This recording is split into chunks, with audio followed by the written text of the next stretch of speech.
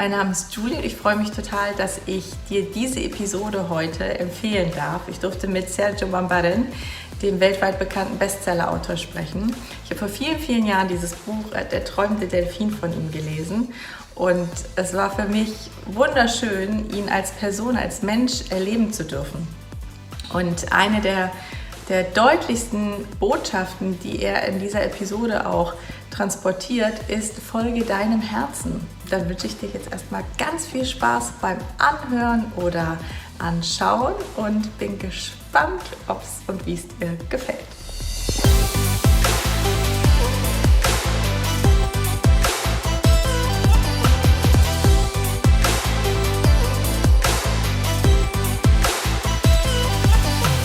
Herzlich willkommen, ihr Lieben, zu einer neuen Gedankendealer-Episode, eurem Format mit Menschen, die die Welt ein Stück weit besser und schöner machen. Alles dreht sich hier um das Thema Persönlichkeitsentwicklung, aber auch Spiritualität und die lebenswichtigen Fragen. Mein Name ist Julie, ich freue mich sehr auf unseren heutigen Gast. Ich hoffe, ich spreche den Namen richtig aus. Sergio Bambarén Roggero. I hope that was correct. Ja, das wird eine Folge auf Englisch sein. Das heißt, ich werde jetzt auch die Introduction auf Englisch machen. For the ones who don't know Sergio, let me tell you a little bit about him. So when you read about him, or if you read his books, the things that came up to my mind were soul surfer, author, word traveler, and free spirit. And now, after we got to know each other just for 5 minutes, I would say deeply connected.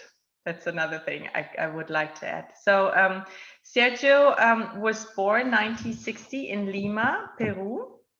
And then Sergio has been captivated from his early years by the ocean, having been born in a city that meets the sea. And his spirit of traveling took him to America, where he graduated as a chemical engineer at Texas University. However, the ocean was still his greatest love. And traveling gave him the opportunity to go surfing to the places such as Central America, Mexico, California, and Hawaii. And then Sergio decided to migrate to Sydney, Australia, where he worked as a sales manager for a multinational company. So curious to hear something about that. However, he also managed to travel to the Southeast Asia and African coast in search of the perfect wave. After several years in Australia, he took a sabbatical and traveled to Europe. And it was in Portugal that Sergio found the purpose of his life and a very special friend, a lonely dolphin that gave him the inspiration to write his first novel, The Dolphin, the story of a dreamer. And after he returned to Sydney, an offer to publish his book was made by Random House Australia. However, Sergio felt that the changes that the publishing company wanted to make to the manuscript would change the essence and the message of the book itself. After not being able to reach an agreement, he decided to self-publish his book. Yes, yo.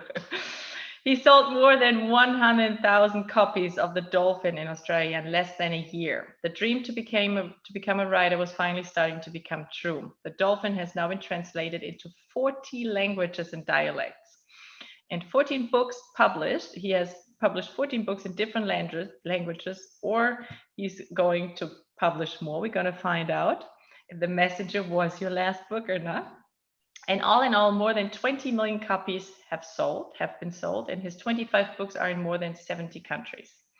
In mid-2009, 20th Century Fox took The Dolphin into the big screen. The movie was shortlisted for the Oscars. Sergio's awareness of the ocean and the desire for protection of all cetaceans, I always have to practice that word, has made him vice president of the ecological organization Delphis. And Sergio currently lives between Punta Sal, Peru, and Canary Islands, where he spends his days surfing, surrounded by dolphins, swimming with humpback whales, diving with turtles, or simply meditating in front of the ocean. I just decided this is my life goal too, Sergio. You living the dreams. A very warm welcome, and thank you so much being here with us today. No, thank you very much, Julie. I'm really honored to be here with you. Thank you. Sergio, before we are going back a little bit into your biography, into details, I would like you to tell me how you're doing right now. You just mentioned that you're at the Canary Islands. Mhm. What is driving you at the moment? How are you feeling? Uh, I guess the whole world is starting to come to some kind of normality. You know, after um, all the problems we had the last years. Uh, so basically, what I'm doing is enjoying life, Hmm. and at the same time trying to do everything I can. I'm an ambassador for Dolphin 8. Uh, you know, dolphins are my life, and trying to get the best of how can I help or support some organizations, Mhm. but via online. Um, um, I also, my kid is coming at the end of the year. Your Sorry, at the son? end of the month. Your So son? that is wonderful. Aw. Yeah, that is wonderful. And just living life, you know, one day at a time, um, trying to live in instead of existing. Hmm. Um, Hmm. it's so difficult to explain because Julie, in some way long ago, I decided that I was lucky to live such an amazing life that every day is a gift. Mhm. Um, Basically, I've been lucky to fulfill all my dreams. Mhm. Of course, I have my problems like anyone else, Hmm. but just beware how you see the world because the world will be exactly as you see it. Yes. And in my case, I'm in a stage of serendipity and just taking one day at a time, and from my small world, you know, trying to help as much as I can because I was born a giver, and I say that in a very humble way. Mhm. Um, I love to help those who were not so lucky as me, Mhm. Mhm. and basically that's one of the things I'm doing right now. Um Diving, surfing, um, working some projects, of course. It's always good to work to keep the mind, you know, agile. Mhm. And but in general, if I had an answer to your question, is um, I'm living a happy life, a truly happy life. Wow. Wow. Thank you so much. And I just, it makes me sad that I'm thinking so, that I hear that so seldomly, that people say I live a happy life. Um, yeah. And it's beautiful to hear that. And the way you Yes, describe it. yeah, yeah. That, You see, there are so many ways you can do it. First, first of all, turn off the news, yes. turn off You're the not TV, listening to the news? turn off the TV. I mean, I'm aware of what's happening in the world, but I don't. You see, I've traveled the world three times. I've circled the world three times, always looking for the perfect wave, and it's so amazing to see the world with your own eyes rather Mhm. through a screen, Mhm. and it's such a difference Yes. because no matter where you go, people are people. Mhm. You Mhm. know, you talk about this, I don't know, radical groups and everything, but they are just eh, bad news are good for the press, Yes. and but that keep us from staring at all the amazing things that happen around us in the day-to-day living. Mhm. Mhm. So again, answer your own question, helping. Mm, mm, Helping for me is, I mean, giving something without asking anything in return is the best present I can get. mhm, mm, mhm. I read that you wrote that, and I really. And I really live it. Yeah. Mhm, mm. Can you share with me how you grew up in Peru, and a little Yes. bit about your childhood? Because usually when people are reading your books and they're just amazed by what you've accomplished, and you come across calm and happy, so sometimes they idealize this person, and then they think, oh my gosh, I can never become that person. So. No, no, no, Julie. I'm a simple, humble human being that one day decided to not listen to the noise, Mhm, listen to the voice of my heart, mhm, and follow my dreams no matter what. mhm, That's the only difference. Uh, you see, uh, I had a wonderful childhood. Two amazing parents. My mother had two hearts because one was not enough. My father was a psychiatrist, Oh wow. so all the philosophy came from there, from his Ah. head. He was really into. He was also a parapsychologist. Hmm. But having said that, I think the most wonderful gift they gave me was lots of love, um, a wonderful education. Mhm, And when I was ready, I remember I left to the States when I was 19. mhm. They always let me spread my wings. Wow. And that made me fall many times. But that's the whole point, to Mm, learn from the experience. mhm, And they were really open-minded.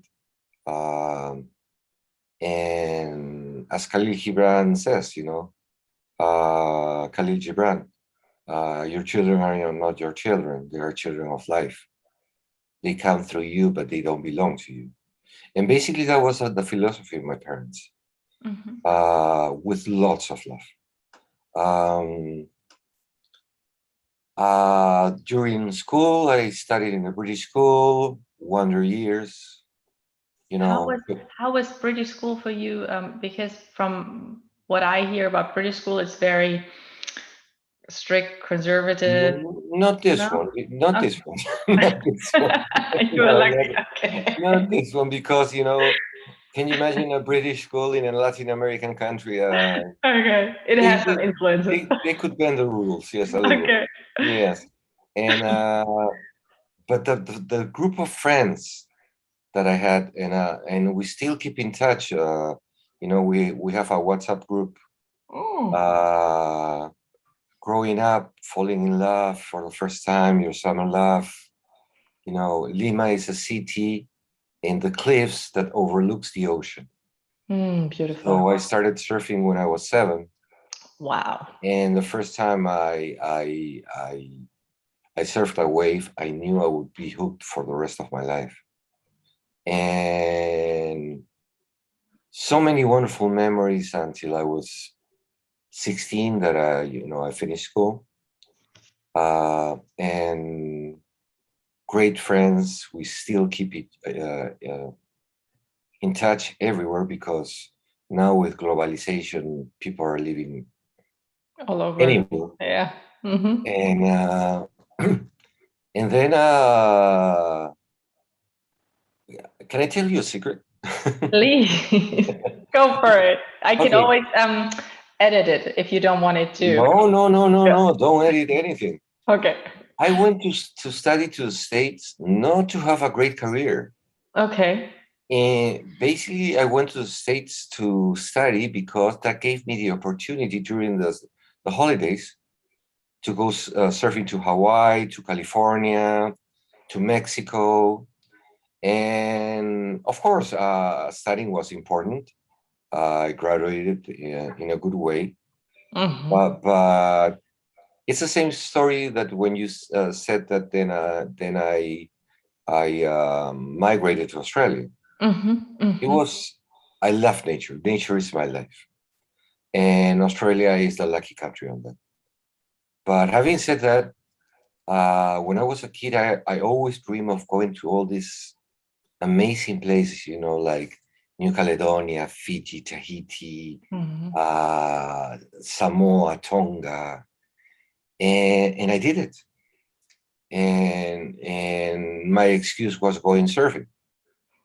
How did you finance it, Sergio? You were a young guy from Peru Yep. studying in Texas, and then you go surfing during the holidays. I bet so many people want to know what's your secret about financing it.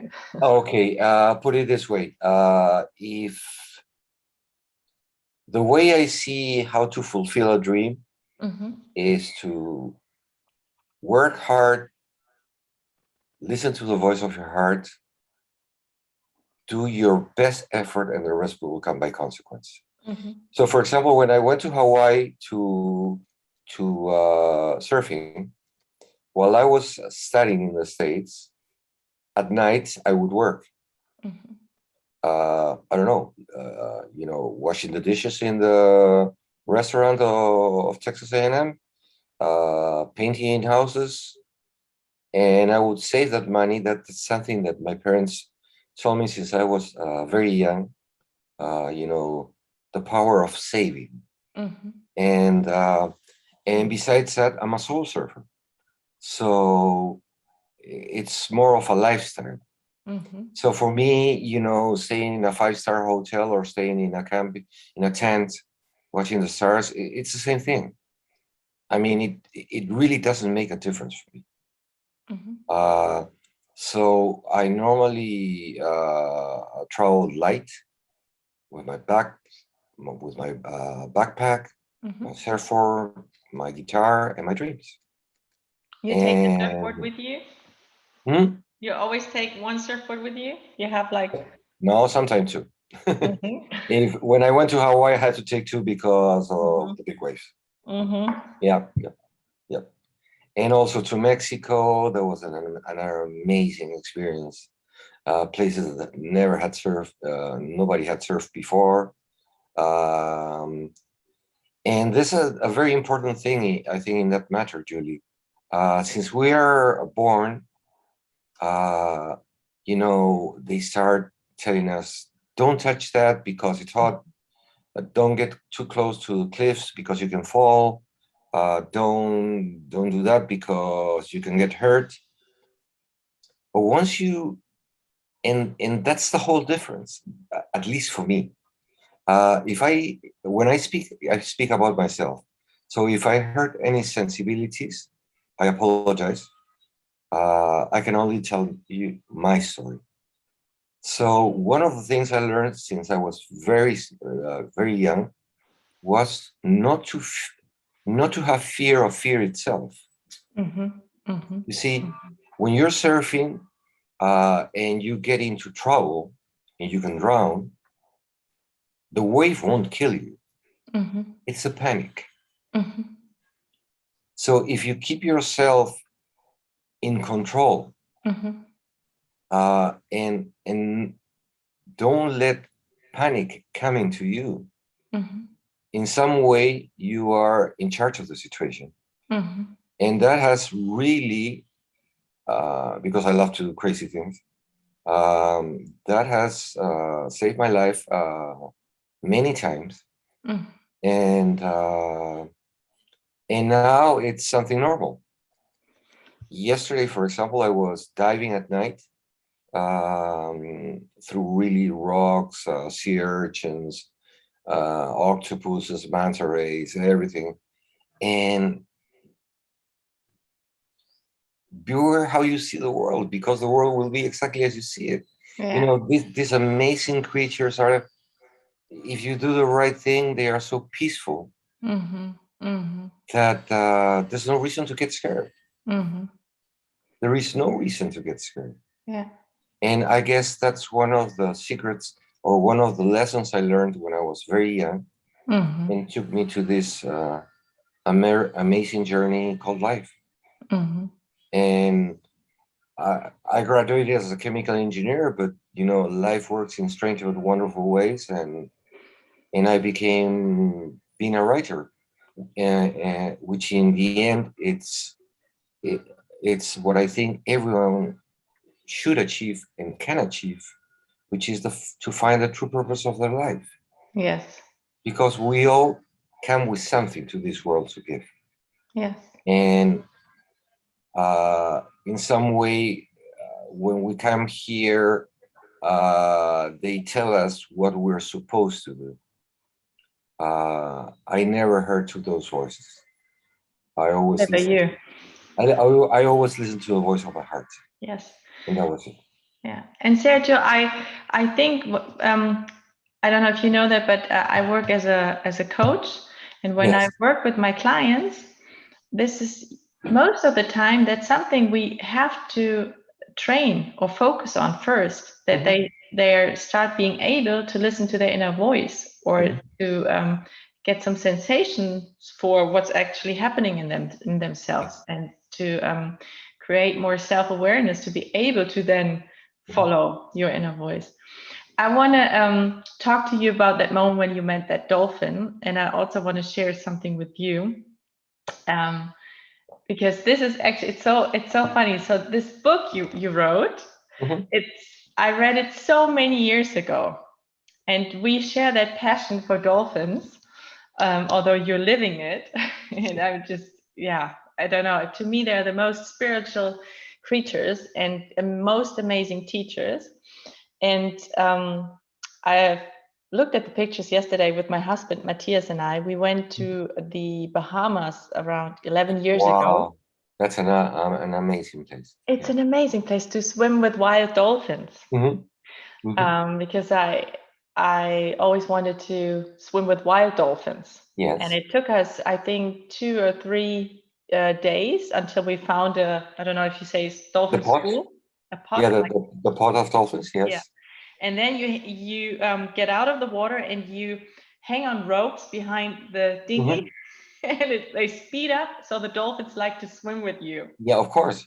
And it's amazing, because when I look back, I still get goosebumps from that. And it was so spiritual, because I had this moment that one of the dolphins get very close to me, and I'd say like that close. When I usually tell that to people, they don't believe me, but I know you believe me because you swim with dolphins. And it was a very old dolphin. It had all those scars, and I will never forget the way that dolphin looked at me. Of course. It was I understand you totally. I was totally naked in a way, and it looked right into my soul. Yep. And it swam with me for a couple of minutes. Yes.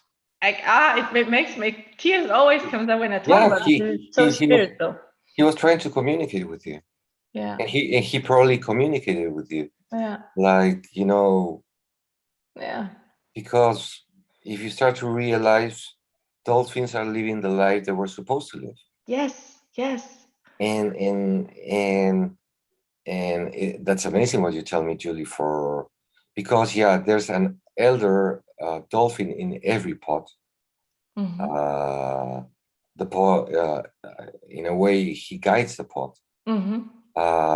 There's a lot of respect from young dolphins to older dolphins. And what he did with you is he got in touch, and maybe he felt the same connection with you that you felt with him.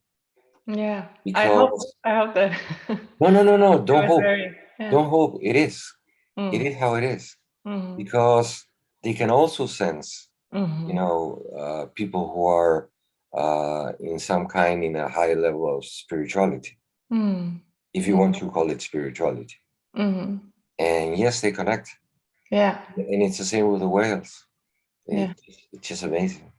Can you tell me about your experience with that one special dolphin? Because you've had seen dolphins before. You swam with dolphins and whales all over the world before, and then you came to Portugal. Can you please share with me that moment? It's a little long, but I'll try to do it as brief as I can, Julie. One person I always relate to is Steve Jobs. Yeah. When he gave that speech in the university, and he said, always follow the dots in your life. Connecting them. Yeah, I know. Yeah. And you know probably what I'm talking about. There are sometimes that it's just an instant and you have to take a decision. If you don't take it, it will probably pass by and you will never be able to get it again. So I've learned to see those thoughts and follow them and connect them. So going back to your question, what happened? I was in Australia, beautiful with nature, surfing, but something really strange happened. I was 30 years old, 31 years old, and I started to really go up in positions in this big multinational company. And when I was 33 years old, I say this in a very humble way, it was basically because of my father, because he was so intelligent. I became the CEO of the company. I was in charge of all Asia, Australia, New Zealand, and I reported to the UK. And at the beginning, it was amazing because that gave me, again, the job was very hard, but it gave me the opportunity to travel to all these Asian countries. I'd never dreamed I would go. I went, from Thailand to Burma to Japan to you name it. I've seen them all. And of course, with the big CEO title come what I call all the material toys. The fancy car, the private jet of the company, everything is 5 stars. And I realized after 3 years of traveling that I was really sad. I was doing a wonderful job. People were, saying, "Wow, Sergio, congratulations!" But I was sad because I figured out that I had lost. I wasn't working to live anymore. I was living to work, and I had lost what is the most important gift I think I have, which is my time. Time to do the things I love to do. So one day, I remember I was in Singapore closing a huge deal of the business, and it was the first time in my life I had a panic attack. Only a person who has had a panic attack can understand a person who had a panic attack. You feel like you're going to have a heart attack. You start to sweat.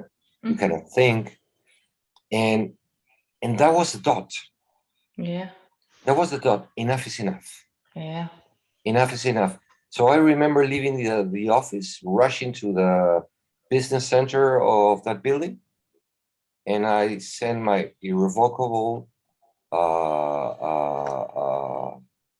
resign. I quit my job. I quit my job, and do we have the time? Because this is part of the story. And don't tell me why. I went downstairs because I wanted to be close to the ocean. Singapore is an island.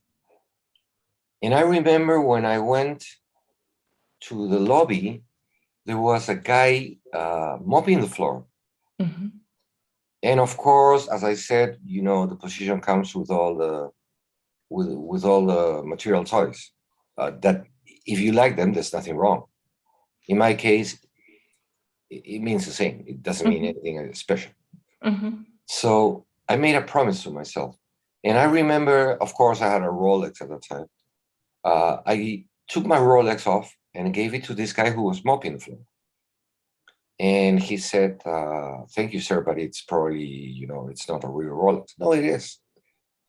And he said, are you sure? And I said, yes, because I won't need it anymore in my life. Mm-hmm. And then I went to the guy in reception, and I had an Armani suit and a tie. And I took my suit, I took my tie, and I gave it to the reception guy. And they said, are you sure, sir? And I said, of course. You won't understand why, but I need to give you this. And please take it. It's been 30 years since I haven't used a tie, a watch, or a suit. Because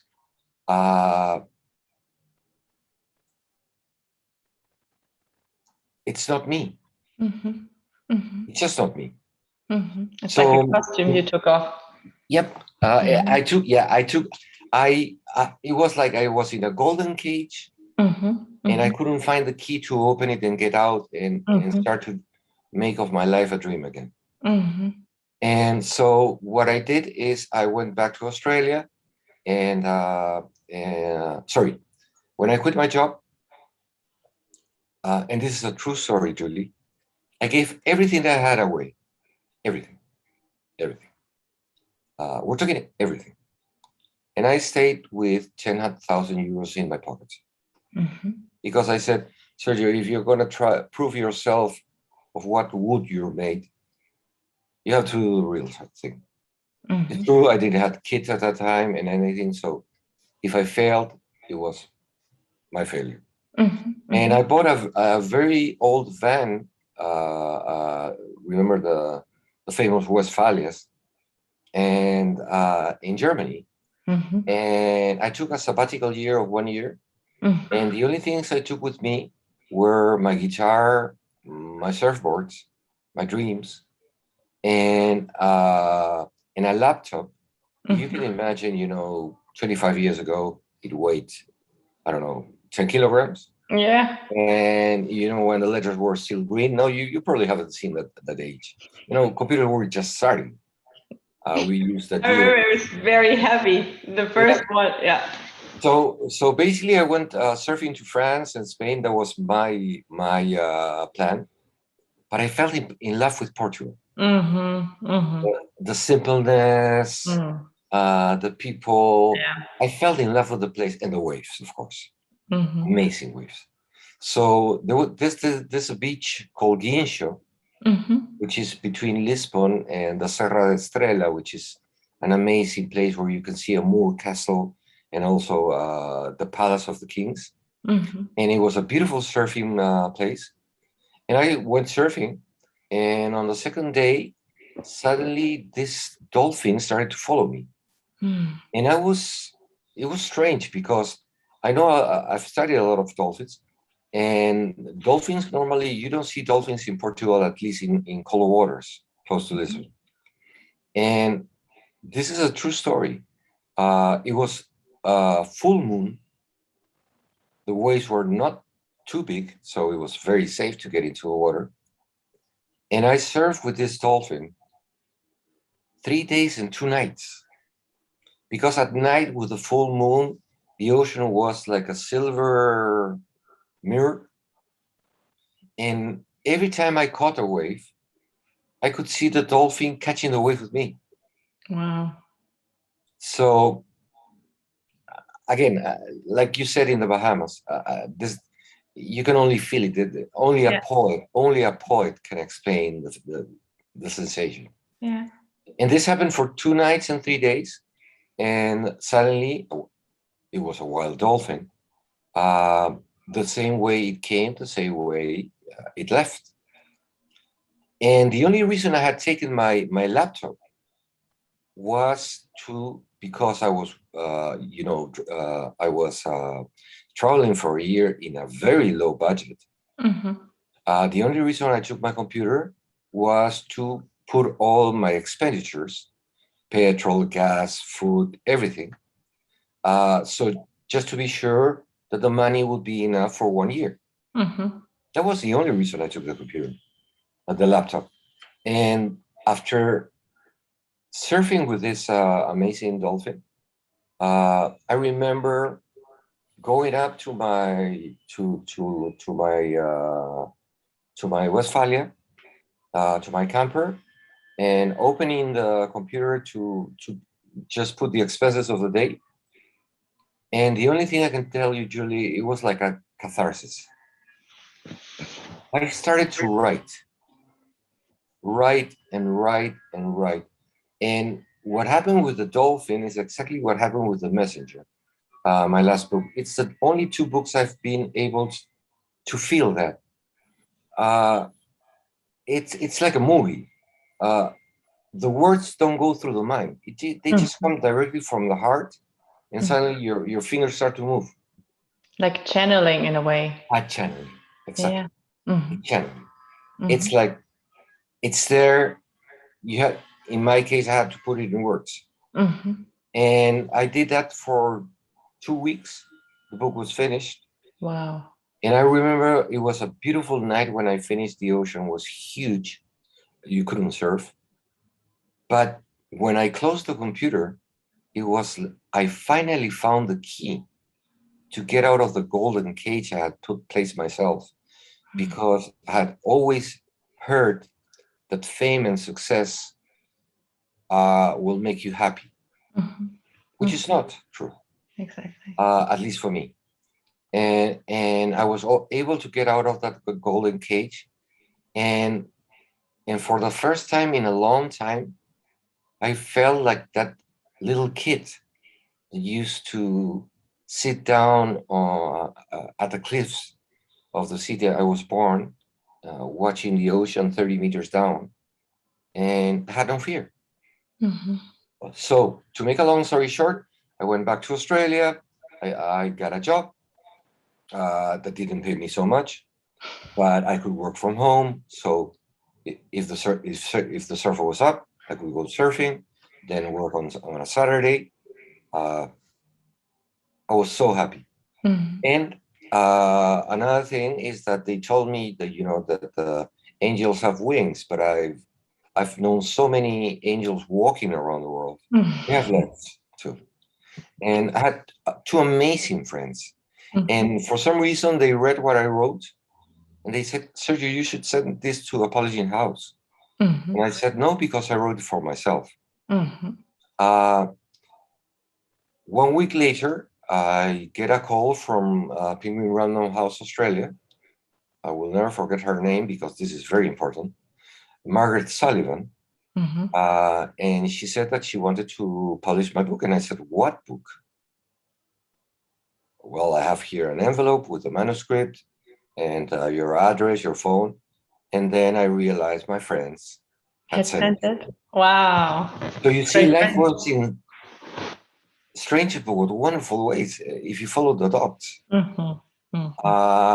Okay, so in order to publish a book, the publisher has to give you a final draft that you have to sign, and that means that you agree with the way they are going to publish it. The editing, right? They're editing. Yeah, the editing, everything, and the way that it's going to look and everything, and everything. Because all my books have pictures. In the case of a dolphin, you've seen dolphins. And when I got this final draft, I couldn't believe it. They had changed at least 50% of what I had written. Wow. So I immediately called Penguin Random House, Australia, and I said, "Margaret, this is not what I wrote." And her answer was, "Yes, Sergio, but this is what sells." Important sentence for you, huh? I had betrayed my soul once, thinking that money and having all this fancy. I'm not saying that money is not important. Just having enough money not to worry about money. Yeah. And I said, I've I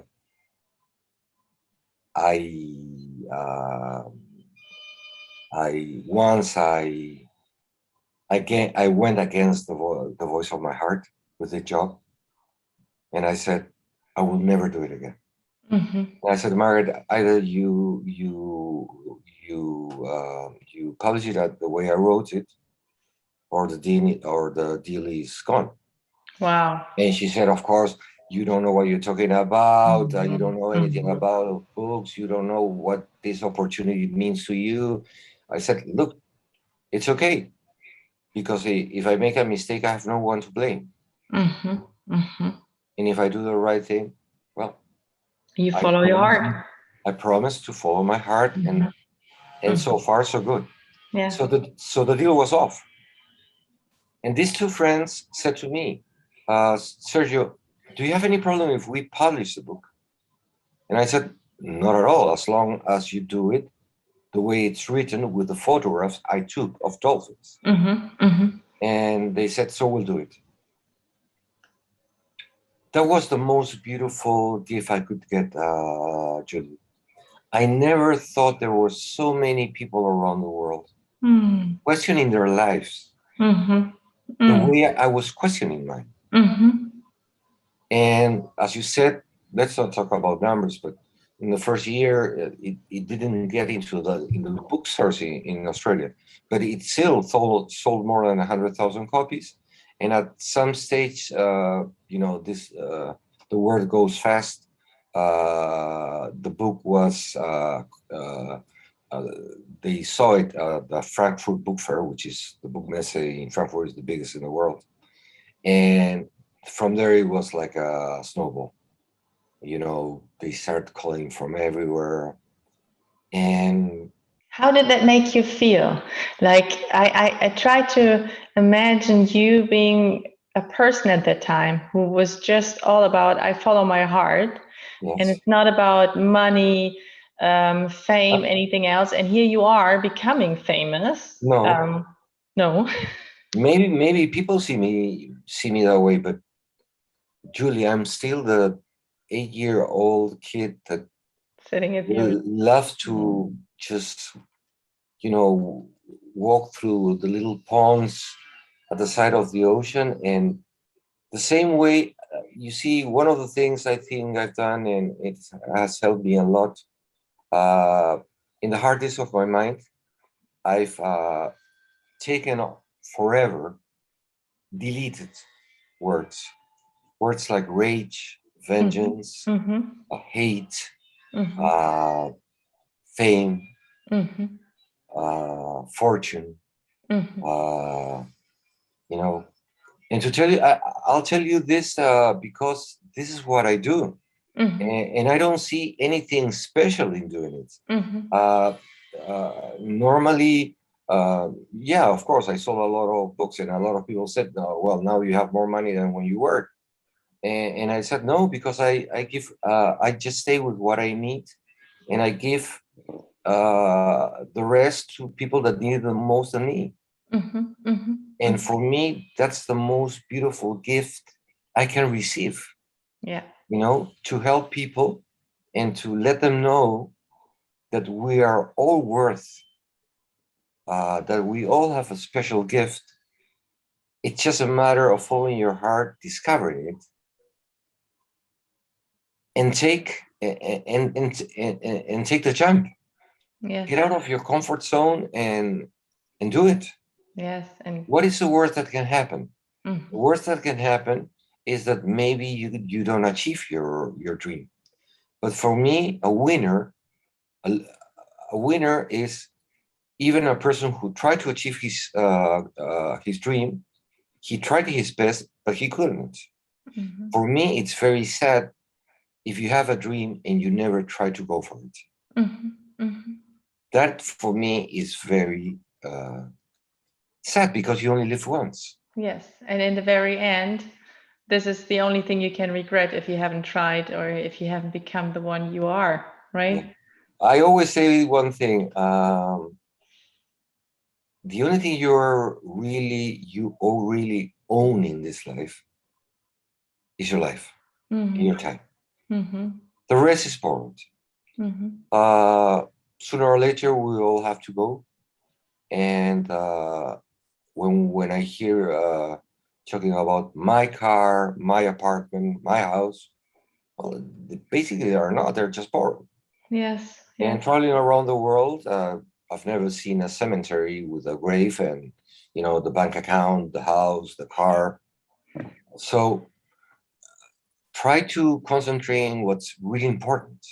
Mm-hmm. And my wish, the day I live, is that hopefully the same way that I came to this world with a smile, I will go with a smile, in total peace and harmony. And hopefully, I will leave the world a little better than I found it. So just a grain of sand. Beautiful. Thank you, Sergio. And that's it. Yeah. And that's it. Of course, it's more complicated, but that's a dream. I love that you make it so realistic by, of course, it's more complicated. And I think it's so beautiful that everything you say resonates so strongly with my belief. Mm-hmm. But I think it became so challenging. It's my opinion. So I'm curious what you think about that. But I think it became so challenging to most of the people since we are, at least the ones who are living in the Western world and the city, Yes. they lose also touch to nature. And everything you are referring to is actually something that you can learn from nature. Let's take the wave for an example. I like to use the wave I also surf when I have the chance. Oh, wonderful. Yes. And I like to take a wave as a metaphor usually also for emotions that come up. And you mentioned that before, that the thing that can take your life is not the wave, but it's the panic. So if an intense emotion arises and people feel that it builds up like to a peak, and then when you fall off your surfboard and you get washed, and Yes. you lose touch and you get disoriented. Yes. So that's the same in my therapeutic setting. Okay. People get totally disoriented, and I say it's a wave, and you will get through the wave. Just breathe. Yes. And then you'll get through it, and then all of a sudden it becomes calm in you, and you just pop out of the water. And that's a wonderful analogy, Julie. And what you do is the same thing. When you feel this strong thing coming, adrenaline and everything, yeah, stay cool. Yeah. Don't panic. Yeah. And trust. Just trust and go with the flow. Yeah. And it sounds so simple and easy, but at the same time, it is an adrenaline panic rush. It just gets you all the way. So I understand that people are scared, and I always wonder if nature is the secret how they can learn to trust. What do you say? In my case, I mean, some people find it in meditation. Some people find it, I think, in spirituality. Some people find it in trainings like the one you do. Mm-hmm. In my case, it's nature. Why? Because you see, we don't walk, we run in these times. But I said, no, enough is enough. So I take the time to sit in a bench and watch the birds, watch the flowers, watch people just passing by. And I see, this is a beautiful world. Mm-hmm. Why are we always complaining about? And my experiences, for example, I went to the Carpathian Mountains in Romania, and I stayed in a cabin inside the woods with the bears. And I even had to sign a contract saying that if one of the bears ate me, it was not the responsibility of the owner because they thought I was crazy. and I think you're crazy with the bear. I would be totally afraid. No, I I'm just joking. meditated. Wow. Wow. And the bears felt that I was just part of nature because I wasn't scared. Yeah, makes total sense. And I can tell you so many experiences like that. And a very wise man said, we believe in a God or in a spirit or whatever you want to call it, that we cannot see. But we can see its creation, which is nature. And we're destroying it. So how can we believe in whatever you want to call it if we have the proof of it and we're making a mess of it? Yes. Where is the consequence? Yeah. And also, as you said, with the dolphins and with the whales, I was once diving with a whale, a humpback whale. It really came close to me, eye to eye. I mean, eye to eye. Beautiful. And I could say that was the closest moment in my life I felt, the closest I felt to God in my life. Yeah. Because the way that the whale stared at me, everything was pureness, goodness. It was, as you say, it still gives me the goosebumps. It touched me when you say that. Beautiful.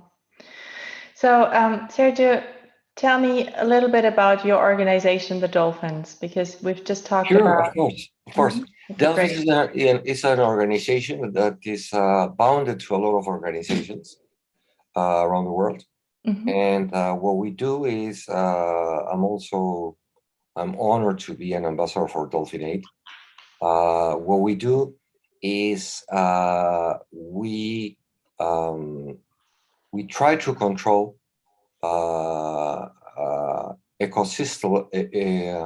coastal systems. That means the beaches and all the animals that live in the beaches. Because every time you build a condominium or something at the beach, you destroy a lot of habitats. Crabs, birds, nests. So that's one of the things we do. And the other thing is we take care of all the creatures that live close to the shore. And dolphins, fish, even seashells. So basically what we do is we try to teach the new generations the organization has a quote: that who saves a life saves a whole universe. And it's the same for a human being or a little crab. It's the same. Because for a little crab, his life is his universe. So that who saves a life saves a whole universe. So we try to teach them to admire nature and to realize that life is sacred. Yeah. And a wonderful thing that I learned in Australia, every time you visit one of these wonderful places, the only thing you should take with you are your photographs, and the only thing you should leave are your footprints. Keep it clean. Don't mess it.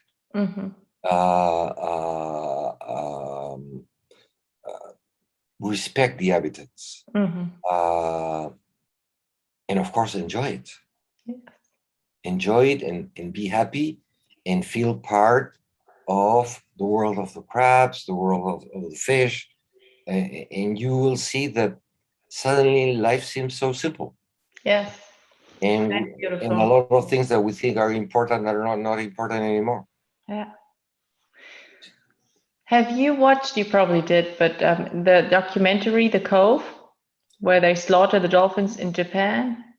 I've been Yes, I've seen the documentary. I haven't been there, but something happened like that in Latin America. Yeah. Not only with dolphins, but also with sharks. You know, Mm-hmm. where they cut the Yeah. fins and everything. Yeah. Um, I've received so many death threats in my life, Julie. You received death threats? Julie, it's part of fighting against this. Okay. There's so much money involved. There's Mm-hmm. so much obscure power behind this that it's the same when I went to help in saving the woods in the Amazon. You know, this big these powerful people that they burn all the trees in order to put cattle or to plow or to and yeah, one day you can they will find you dead Mm-hmm. because it's a horrible world. Yeah. But that doesn't mean that because it's a horrible world, I don't won't do anything about it. And Yes. in my case, I've already made peace with death, Mm-hmm. and this was a long time ago. Mm-hmm. And if I have to go, I prefer to go doing something, even riding a huge wave, Mm-hmm. than again, it's my way of seeing life than being in a hospital with a lot of tubes and things. You know, Mm-hmm. I respect people who prefer that. I respect everyone. I respect every religion. I respect every way of thinking. I'm just talking about myself. Yeah, it's not for you. It's not your way. It's Yeah. not my way. That's all it Mm-hmm. is. Mm-hmm. Yeah. Mm-hmm. Before we start the recording, you said that The Messenger probably will be your last book, but as a writer, you never know. And you've written so many books. Yeah. And you said you have nothing more to say. Can you give us a little insight about what's it about and why you feel I have nothing more to say? Because when I listen to you, I feel very. Because what I've decided, Julie, maybe I use the words in a wrong way. I At this stage I feel I have no more books to write. Mhm. What I Mm. want once we return to a normality, I can feel my heart telling me that now what I need to do is start to make inspirational conferences Yes, beautiful. and share everything that I've lived in my life and show to others that if a simple, humble human being like me could do it, anyone can do it. Mm-hmm. Mm-hmm. And and and it's true. Mm-hmm. So this is a beautiful story. My girlfriend, um, they were in, I think 2 years ago, they were in one of these parties of farewell in Christmas. And they gave her a little elf, you know, this elves made of, these little elves. Mm-hmm. And a lot of people, chattering in that meeting said, "Oh, look, this big company giving us this little crap of an elf," and everyone throw it away. Not my girlfriend, Mm-hmm. and she it got lost in the plane. She lost her luggage. She went back only to rescue this guy. No way! Of course, Amazing. You can't uncover the eyes? you know. Wow. Interesting thing. And we gave it a name, Hope, Hope. Wow. because everything my girlfriend did to save it. Hmm. And maybe for the next Mm. generation, I will write kids books Yes. with hope. Beautiful. You know, And do inspirational conferences, and you call them Hope, Sergio. yeah. Ah, I can see you doing that. I always say the same thing. You know, when I was 40, a lot of people said, "Oh, you will get this thing about 40 and you're getting old and then it's over. When I was 50, they told me the same. Now I'm 60, I'm still waiting. So I always say the same. The best is yet to come. Yeah. So that's what we can put together, right? Don't listen to anyone else who's telling you anything about you. Listen to the yourself. wise.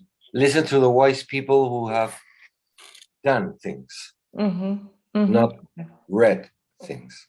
That's a very important thing. Not the Oh, theoretical yes. ones, but the ones who just live and experience. Because in all my travels around the world, I found people with so much wisdom because they live the way they talk.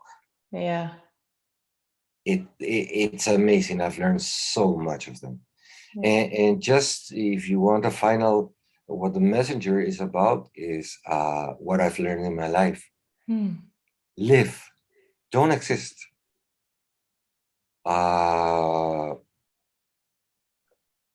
Prefer to be rather than to have. And if you have, share it. It will be the most wonderful gift for you.